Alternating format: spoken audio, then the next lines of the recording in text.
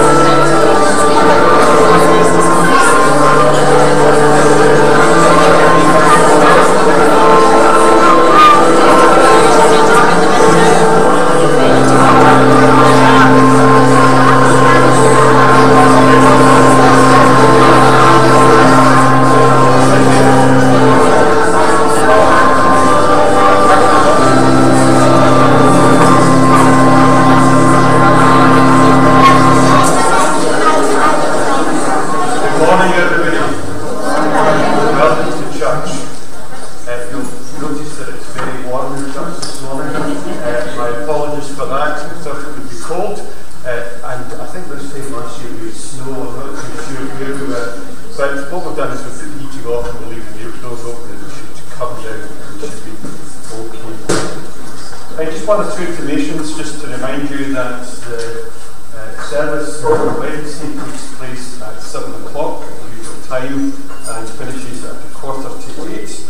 And to remind you that next week at 11:45 we have our Halloween service, and that will take place through in the session room. And an advance notice that the KIP session will meet a week on Tuesday at 7 p.m. So that's a week on Tuesday at 7 p.m. for the KIP session. Now, we're going to begin our service with prayer.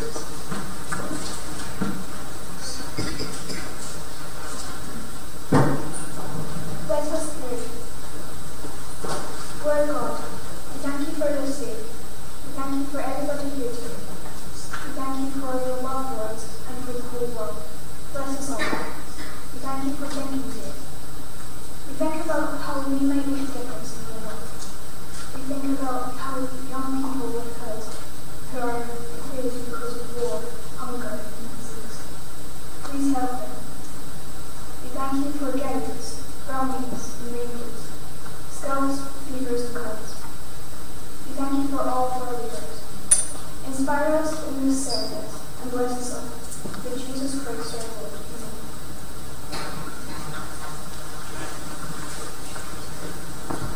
Thank you.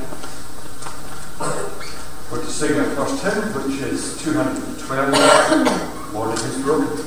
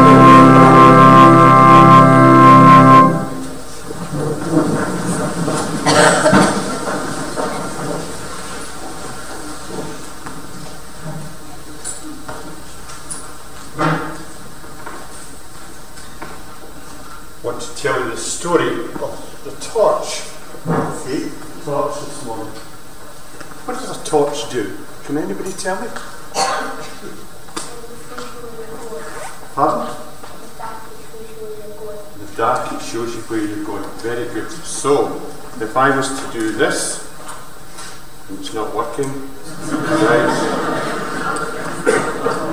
I put it on there, right? Put the batteries in last night and I thought, right, there we go. Right, so if it was very, very dark and there was no street lights, then the torch would help me to see where I was going. Now, if you go way, way back to the time of Jesus, there were no street lights, okay? There were no cars, there was no headlamps, nothing like that. What do you think they might have used to be able to see where to go? Could have used fire, yes, so yeah, very good, yeah. Candles, yes, could have used candlelight. Yeah, could have got them in a container. You thought something far better than I did there, well done. No, they didn't have torches in Jesus' day, not 2,000 years ago. Well, they did, but torches tended to be on a piece of kind of stick like that, and it was fire, right? So it wasn't anything like this. It's only recently that we've had things like this. So they would have probably had something like this that they were trying to see where it was in the dark.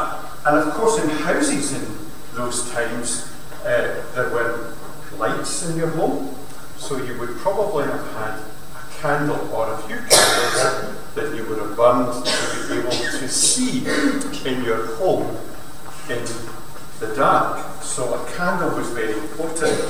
Now, Jesus told a story, and we're going to hear it read later on at the very end.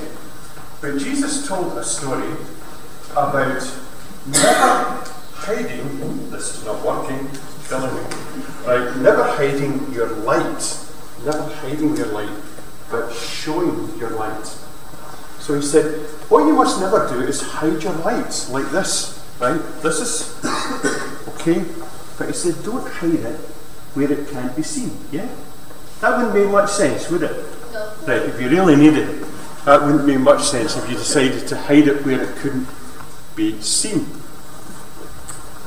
And what he was trying to tell his followers was that if you're going to follow him, then you're going to have to let your light shine. In other words, you're going to have to be different so that other people see that you're different. And I wanted just to look at one or two things that might show how, if you follow Jesus, you might be different.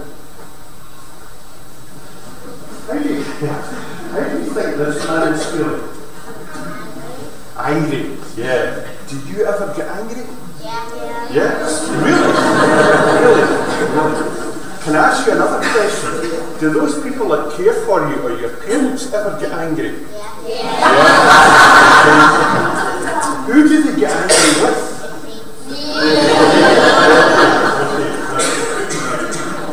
So, being angry is something that happens a lot, doesn't it? Right? And sometimes when somebody's angry with us, we think, what was that all about? Yeah? What did I really do that deserved that?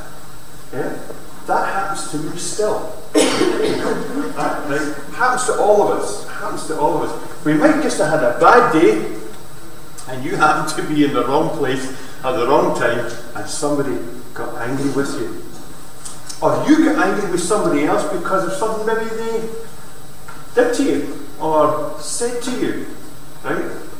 Okay. Somebody came in today to church and smiled at me. Right? And they weren't being very nice when they smiled at me and shook my hand, because they were reminding me that Partick Thistle lost 4-2 yesterday. That sucked, right? That was a terrible thing to do. It didn't make me angry, I'm bigger than that, right? Anyway, being angry is sometimes the easiest thing to do is to be angry. What do you think she's doing? What's coming out of her mouth? Nice.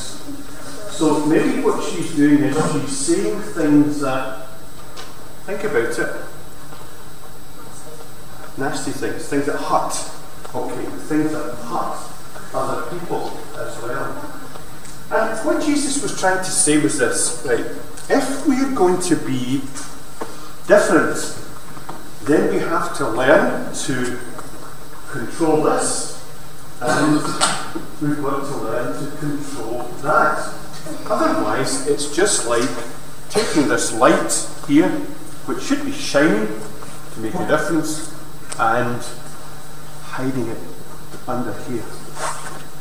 Now, I want to tell you a story about something that happened in Jesus' time. There was a woman who had committed what's called adultery. In other words, she'd been messing around with another person's husband. Okay, do you understand what I mean? Yeah? And this group of men, a large group of men, had caught her doing that. And they brought her to Jesus. Now, what could have happened in those days was she could have been killed for doing that. And the way that they killed her, or would have killed her, was they would have taken stones, not little stones, but large stones, and they would have thrown them, and thrown them, and thrown them at her, until she was dead. Right? They were angry, and they brought her to Jesus. And they told Jesus what she'd done. And what they were trying to do was to trap him, thinking, what's he going to do here? So, this woman was placed in front of him, as you can see there in the story. And Jesus said nothing. Nothing at all for a wee while. And everybody listened and waited, and still nothing. And then he turned round to all the people that were standing there and said this: whichever one of you has never done anything wrong, you throw the first stone. You think they did? Why not? Because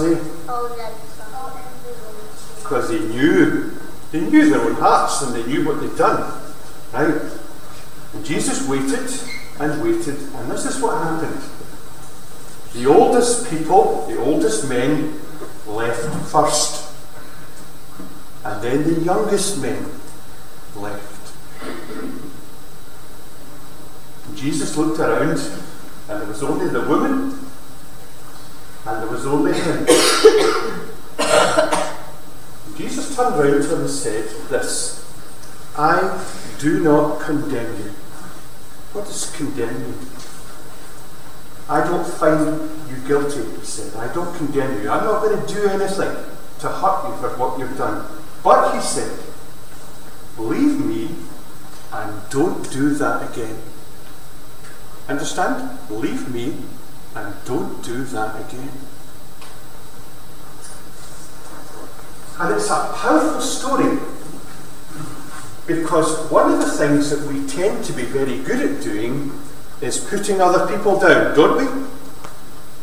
And what we should always be thinking before we put somebody else down, even if that person has done wrong, is to ask ourselves the question, what about me?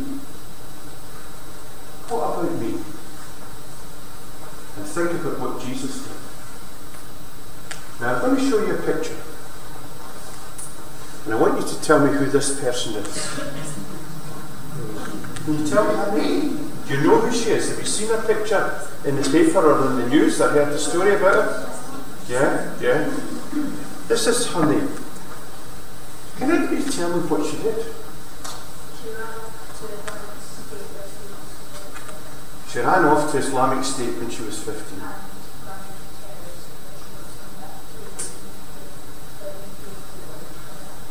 Good. You've been listening to the news or reading the paper or whatever. Right. So she ran off to join an organisation called IS, right, which is a terrorist organisation that does a lot of harm and has killed a lot of people. She married someone who's in Holland, who was out there. She wants to come back. What should we do with Shamima Begum? Think about the story that we just thought about. What should we do with her? What does everybody else, what does so many people want to do with her? Kill her maybe? Not quite as bad as that. What are they saying? Huh? Yeah? Expel her? Exile her. So she's never allowed back in. Yeah. Yeah, I was reading the newspaper today today, and I was reading about different people who had opinions about it. Not one person said she should ever be allowed back into the United Kingdom. And here's where it gets difficult, guys. Here's where following Jesus gets difficult. Because I believe that if Jesus met Shamima, when everybody else was condemning her for what she did, and remember she was only 15, and when you're 15 you do a lot of stupid things. How many people are 15 or over here? Or nearly 15? Right? You never done anything stupid in your life, guys? No. How many people out here have never done anything stupid?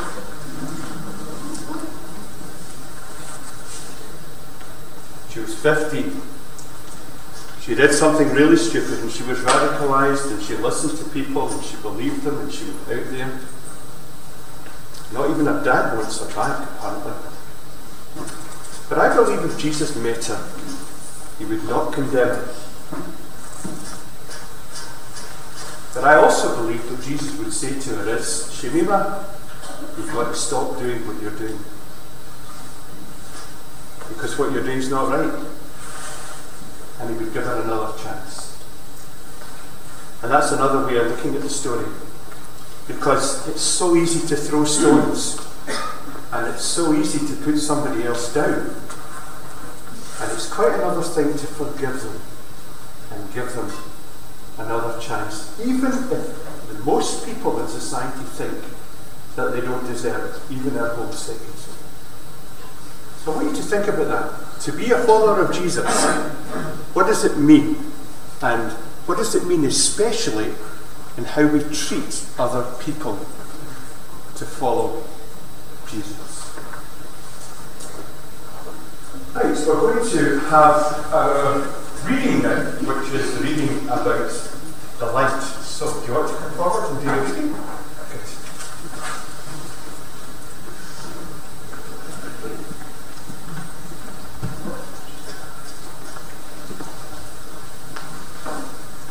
Matthew chapter 5, verses 14 to 16, taken from the World English Bible.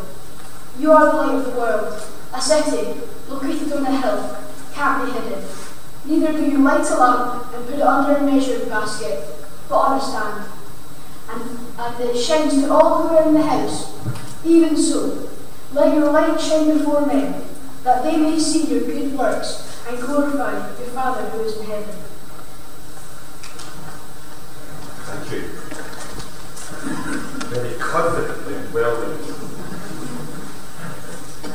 Now we're going to go to YouTube, and this is a song called This Little Light of Mine.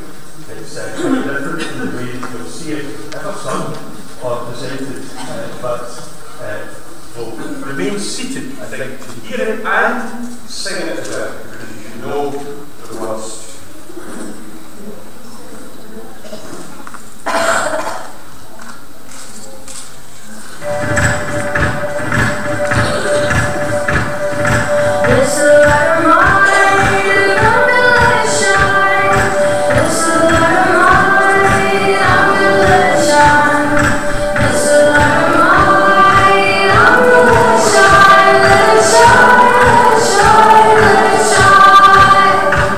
Shine,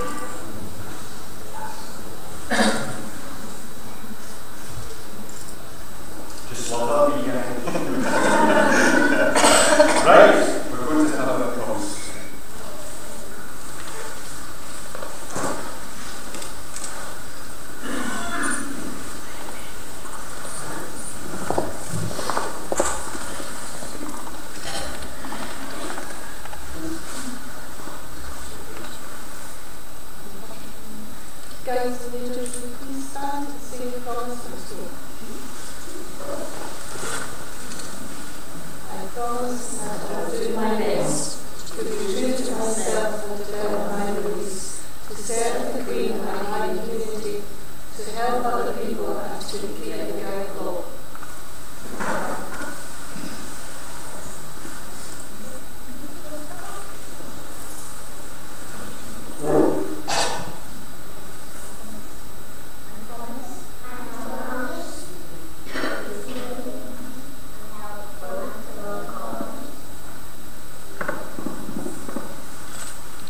Would you like to stand and say anything, please? Right after you. 1, 2, 3. In the presence of God, I promise that I will do my best to think about my beliefs and to be kind and helpful.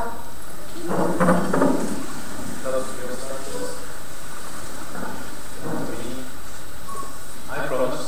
I will do my best. Do my duty. To God and to Queen. To help other people. And to keep God's word law. Friends, just as it was promised. I promise that I will do my best to be true to myself, to develop my beliefs, to serve the Queen and my community, to help other people, and to keep the girl going. Thank you. Your scope is closed and you just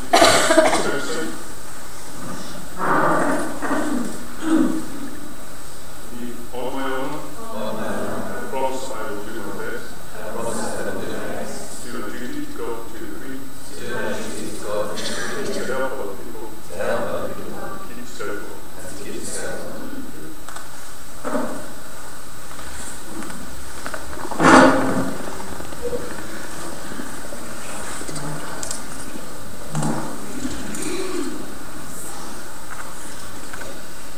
How many of you have been married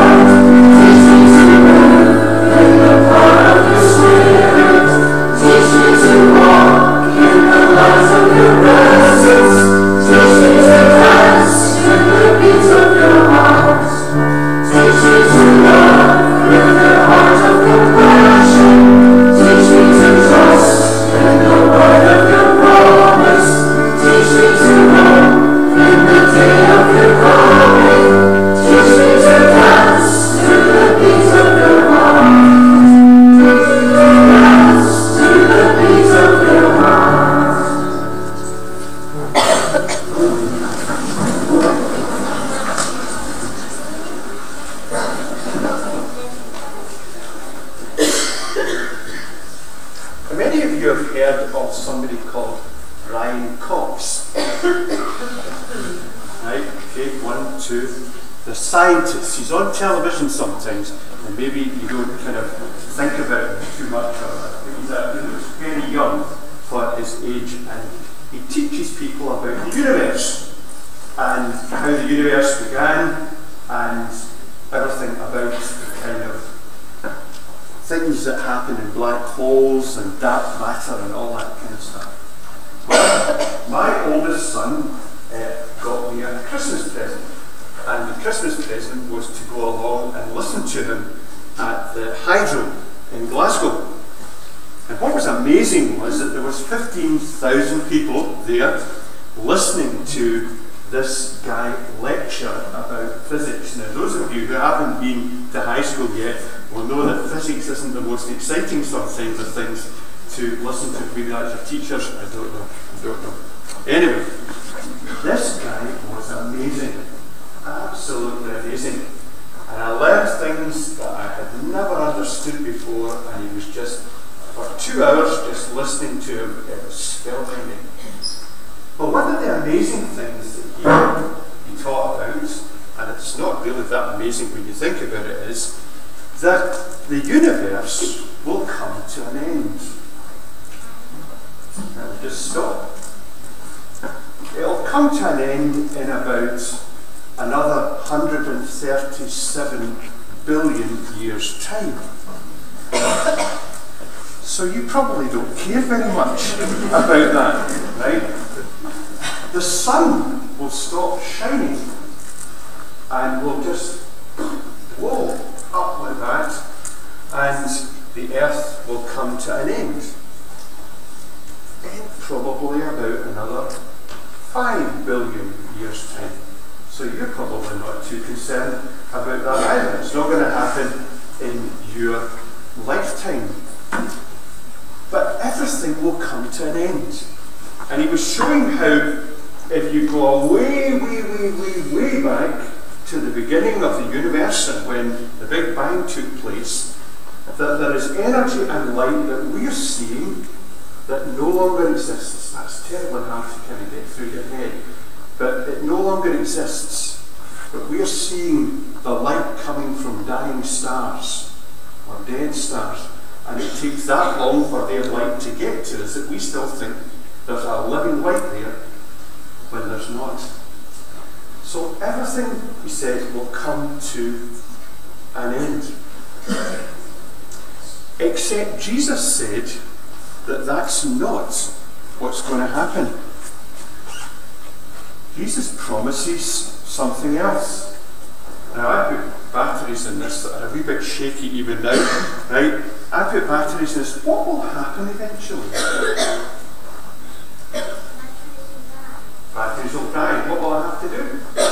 It's about my humans, won't it? Yeah, absolutely. They'll die. Nothing goes on forever. You and I don't go on forever. Nothing lasts forever. Except Jesus promised eternal life. Which means, and this is the great mystery, this is difficult to understand, even more difficult than what Mr. Cox was talking about the other night. This is difficult to understand, but what he was saying was that even though our batteries will run out, that means that we'll stop living one day, that something will happen to us that will mean that we will live forever. Even although this old body of ours will die, he's going to do something that means that we will live forever. And that's a light that never stops shining. A light that never goes out, a life that never goes out, because it's the life of God himself. It's the life of Jesus himself. And so that means that that's true, then you should be thinking very seriously about it. You don't want to think too seriously about the fact that the sun's going to implode and blow up in 5 billion years' time, because that's nothing to you. It won't matter. But your life will come to an end, and mine will, a lot sooner than yours will, probably. And we want to know that if we are following Jesus, we are going to be given a new life that goes on beyond this life. And that's the greatest promise that any of us can ever know or have. Thank you, Lord. Now, we're going to have a very important event now before our prayers, and that is that we're going to have an offering, because I forgot all about it and we should have had it during the singing of Tuesday today. So we'll receive our offering.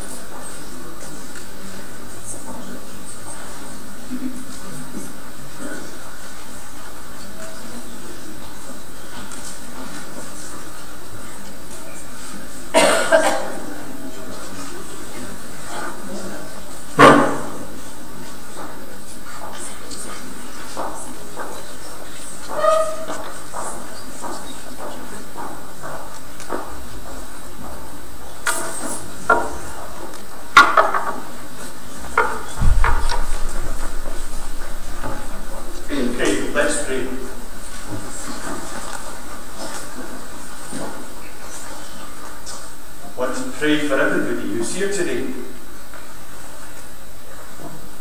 Whether we realise it or not, every one of us is very special to you, Heavenly Father. Every one of us matter. Everything that goes on in our lives matters to you. Help us to understand that. Help us to be able to trust you, to know you, to make you a part of our everyday life, to follow you, to find you in our hearts and in our minds.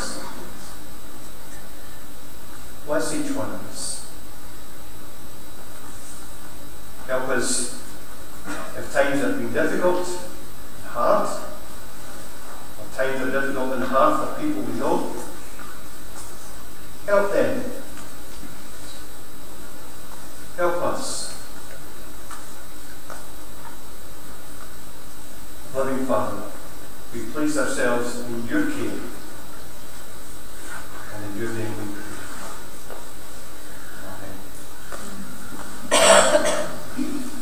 We're going to close our service by singing our final hymn, Lord, the light of your love is shining. And after that we'll have the benediction and we'll sing and Son, Amen.